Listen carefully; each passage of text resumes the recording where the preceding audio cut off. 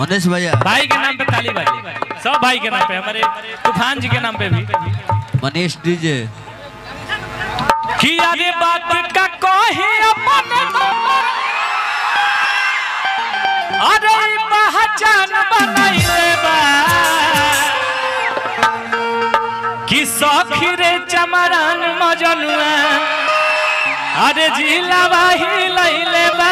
अरे भाई जोर से हाला, कम से कम थपरी बजाओ लो तुम लोग। भाई शेर गा रहल बाटे, सब लोग हाथ उठाओ, हाथ लोग सब लोग हाथ उठाओ भाई। भाई जी गाइए, सब लोग ताली बजाई, सब लोग ताली बजाई भाई।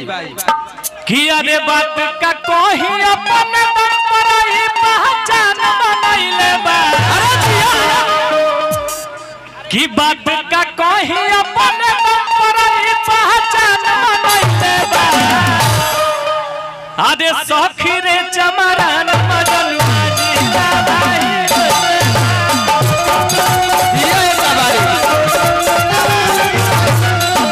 सखी रे चमरान मजनुआ जिला भाई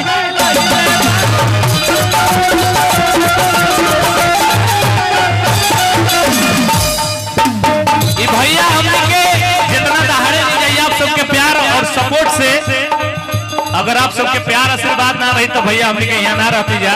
वाह वाह, चले दो भैया, चले दो। आप सबके प्यार मिलेला कि भैया हर गाना ट्रेंड करेला, दिल गदगद रहेला भैया।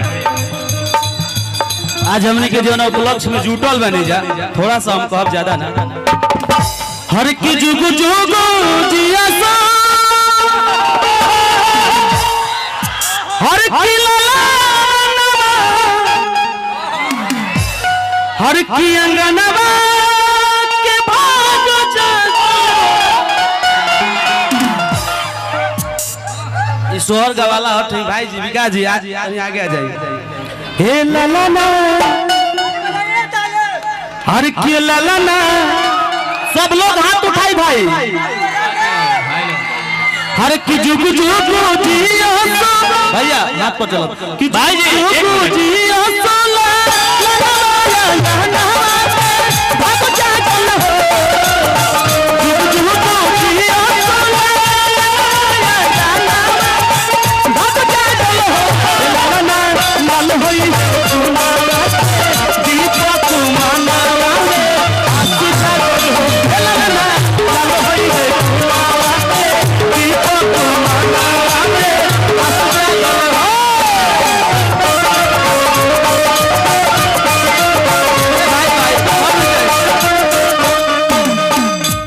आजू हमनी के उम्र हो गई 24-25 साल, बाकी घर में हमनी के सब लोग गावेला सोहर के दिन है। आज सोहर के दिन का है, हमनी के जन्मदिन बा। तो आज के दिन बड़ा हमनी के माने जीवन के बहुत अच्छा दिन बा। तो एगो औरत कहती है, भैया सब लोग सुनी, हर की घरवा में बेटियों छतवा पजटिया, कि घरवा में बेटियों तोरा पजटिया, हर के छतवा पर चंग लगावा पजटिया। कहतिया हर की घरवा में बेटियों तोरा पजटिया, हर के छतवा पर चंग लगावा पजटिया। हर की हमारा बबुआ के विकास जी फोटो खिंचवाई बोले भैया हो, तुम ध्यान दियो। हर की हमारा बबुआ के शहर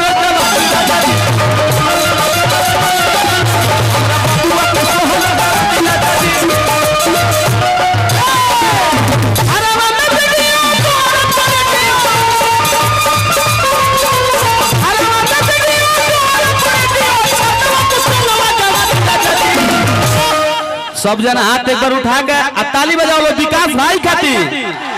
हर की हमारा बबुआ के शहर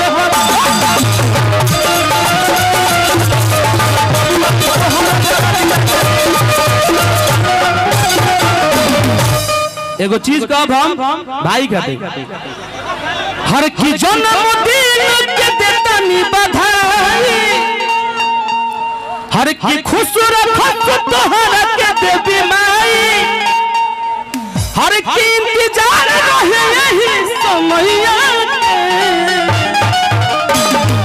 हर की आई मिली जुली सभे, हर की खुशियाँ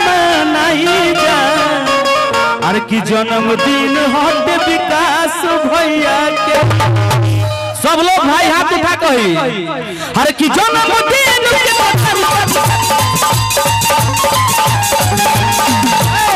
जन्मदिन के तकरी बधाई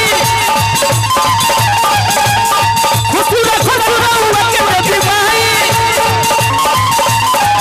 इंतजार रही समैया भैया तने हुड़का के भाव उठा के हाथे से हुड़का हाथ को लेके बस के रखे कि आई मिली जुली सब आई मिली जुली सब खुशियां मनाई जा जन्मदिन विकास भैया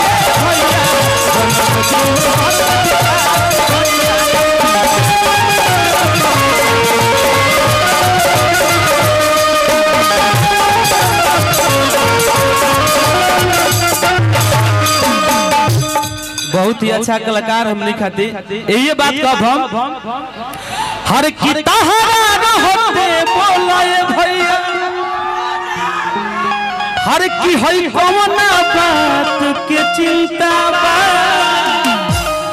बात सही बनो अरे की तहरा के होते बोलो रे भैया हर की कौन बात के चिंता अरे की हिनका के हाथ लगा दी कि जो बोले भाई होई जिंदाबाद